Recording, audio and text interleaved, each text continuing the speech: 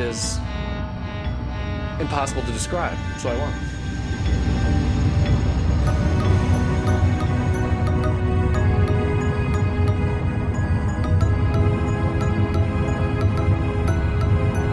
Wow! What a cool place!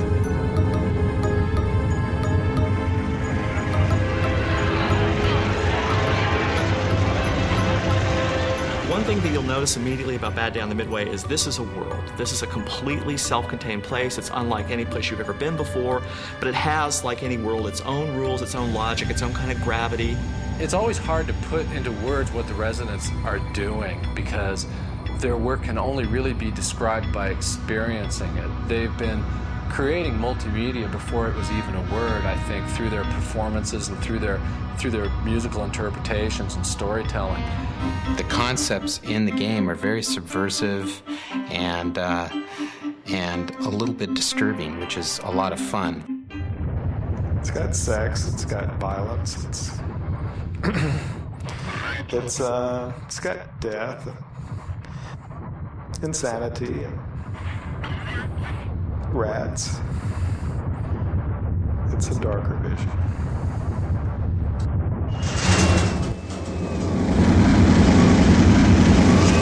This station is conducting a test of the emergency broadcaster.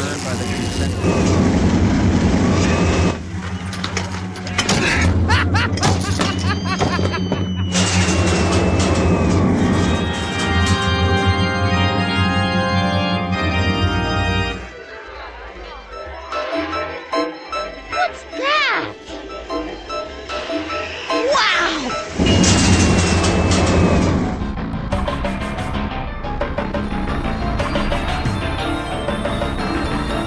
Well, maybe we can work out something else. You know what I'm gonna do with that letter if you're not nice to me? Real nice? You know what I mean? This is the actual entrance to the Midway as you're coming in, and this is the Madame Mandrake kiosk. You can go there and get hints and clues as to things that you could do. Torture's Top 10 is one of the exhibits. Lottie the Human Log. Once you go into any of these exhibits, you can either play one of the arcade games that exists in there, or you can find out something about the person who's running the exhibit. Marvels of Mayhem. Hi, Oscar. An initial component of the way that you navigate through Bad Day on the Midway has to do with jumping from character to character, so that while you're moving about at blazing speed, able to go from location to location, the actual access to individual locations is going to be determined by which character you are. Right now I'm Timmy. You can tell that by the image that's up here. And also the thought patterns here are Timmy's thoughts. So he's thinking as he's walking through, he has thoughts about the different exhibits, and they're typical kid-type thoughts. Some of them are a little facetious. Some of them are about what the other kids at school are going to think when he tells them about the things he's seen. Come on in, folks, and kill yourself a dirty commie right here. And now with this icon, I can switch characters, and now I've become Dixie. So as Dixie, when I wander around the Midway, I encounter different people, and I also have different outcomes when I encounter those people. And of course I can come back here to Madame Mandrake and switch back into Timmy. Bye-bye, honey pie. One of the things that makes Bad Day on the Midway an amazing role-playing game is the opportunity to play through the world and to try to win the game from the standpoint of a number of different characters. It's not just that you interact with a number of different characters, but that you can actually be a number of different characters. This is a Midway where the characters are the rides. When we come up to the shooting gallery this time, we can actually go inside. There's a private door here. And if we go up to that private door, we can actually go inside and discover the deep, dark secret behind. Dad, I made a model of Mount Rushmore totally out of tidbits, and it won first prize at the science fair. Dad, look, Dad, I made a model. My father, who reminded me a little of the Fuhrer, just never understood my need to build things. A model of Mount Rushmore. The electronic canvas is a different kind of canvas. Digital interactive game design, animation design is different from design of animation for any other medium. And I think that it's fair to say that a superstar has emerged in the guise of, if not the actual appearance of, Jim Ludtke, who did all the animation design for Bad Day on the Midway. It's a lot of fun creating graphics for something like Bad Day on the Midway. The residents have made this world that's so full of entropy and decay that it gives me the opportunity to do what I like to do with computer graphics, which is to create an organic feel, a place that you can go in and smell and touch and walk around in. Oh, don't worry, Lottie. You know what a close watch I keep on this old heart of mine. I'll see you later. Hi there, I'm Timmy. Are you from Texas? I always wanted to go to Texas. We've tried to bring the characters to life by using several different techniques, starting out with video and human actors and reprocessing them into digital puppets that are being controlled and brought to life through object-oriented programming.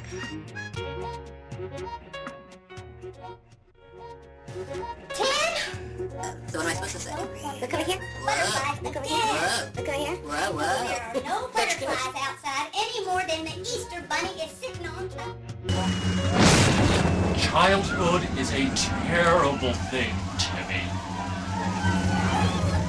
I don't really think there's anyone that is as expressive with the design of animation and graphics and multimedia as Jim Ludtke is. And his way of seeing and representing the world is a perfect complement to the world that's inside of the residents. And so Bad Day on the Midway, for me, features an absolutely dream collaboration.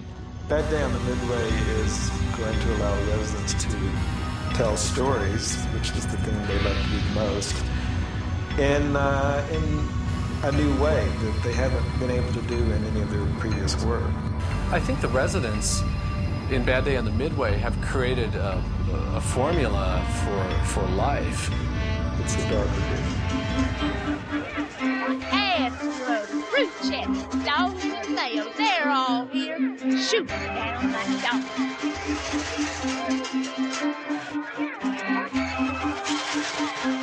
Follow me, boys, and hear Dagmar's doggy-style story. Sperm whales and everything. I have to go upstairs now and see my husband, Timmy, honey. You can come if you want to. Can I, Miss Dixie? Can I?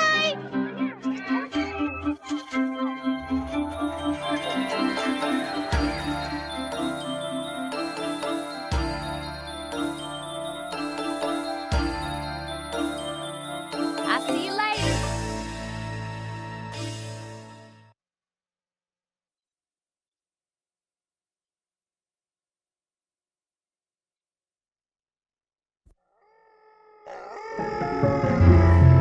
Once the dread mark is made, it cannot be struck out. I suppose you're the young master Mr. Altwich waits for.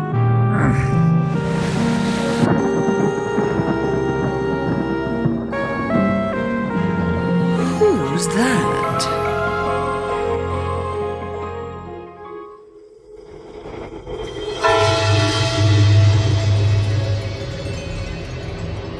The Red Death had long devastated the country. No pestilence had ever been so fatal or so hideous. Blood was its avatar and its seal. The redness of the horror of blood. There were sharp pains and sudden dizziness, and then profuse bleeding at the pores.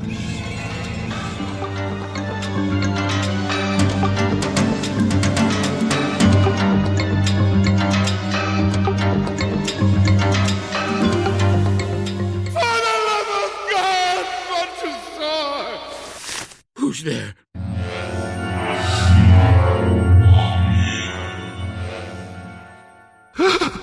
Sorry to disturb you, sir, but somebody or other heard a scream or some such.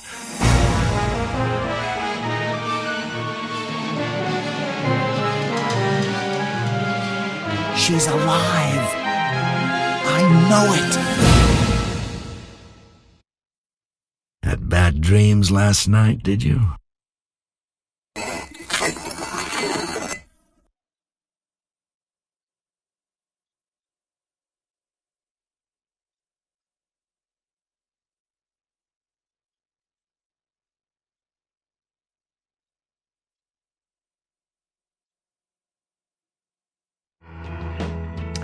Rich, rendered environments, strange, macabre characters, and evocative dialogue.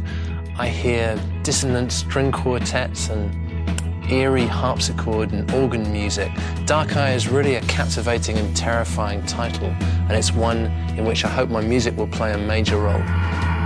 The music, the textures, the environment, all combine to take you on a harrowing journey through the dark world of Edgar Allan Poe.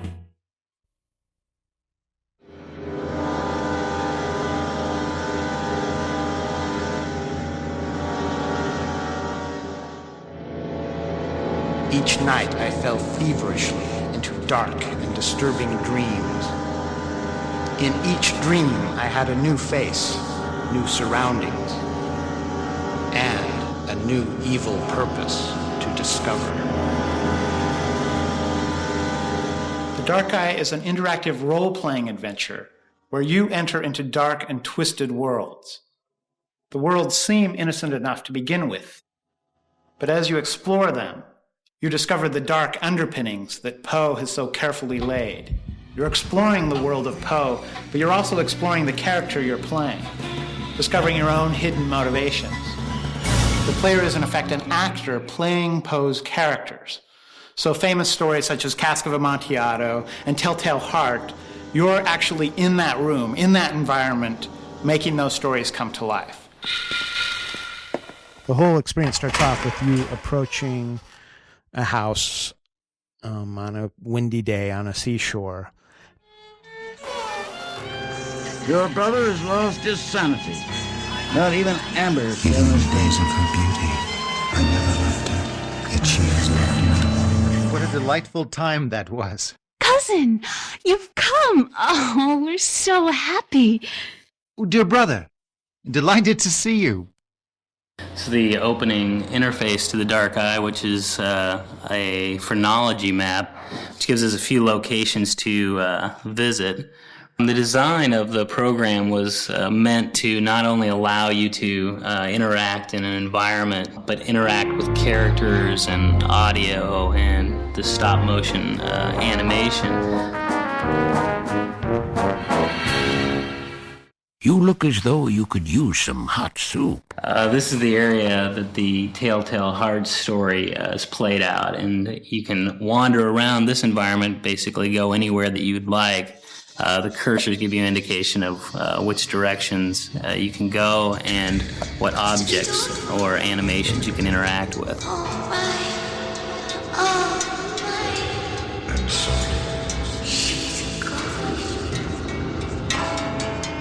Sorry to disturb you, sir, but somebody or other heard a scream or some such. Called us up. We've got to check these things out. What are you doing awake at this hour? That'll do, Finley. The game uses music and sound design by Thomas Dolby, as well as the voice of William S. Burroughs as one of the characters, and animations overseen by Doug Beswick. Sound and music are so often overlooked in multimedia, and yet Inscape have seen the possibility of integrating it at a fundamental level. I really look forward to collaborating with them on Dark Eye and other titles in the future.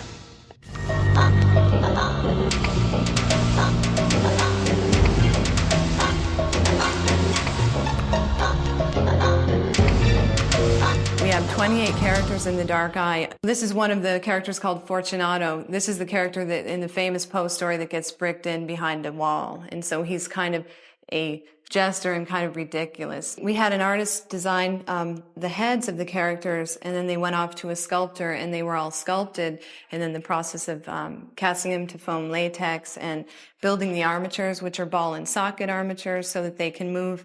The neck moves freely, the arms move freely, the hands are removable so you can move the fingers. All these combine to create an immersive environment where you really feel as though you're in the 19th century in an old house, having disturbing dreams. Little by little, you discover who you are and what you're after, until the tale's end with a sudden and horrific punch.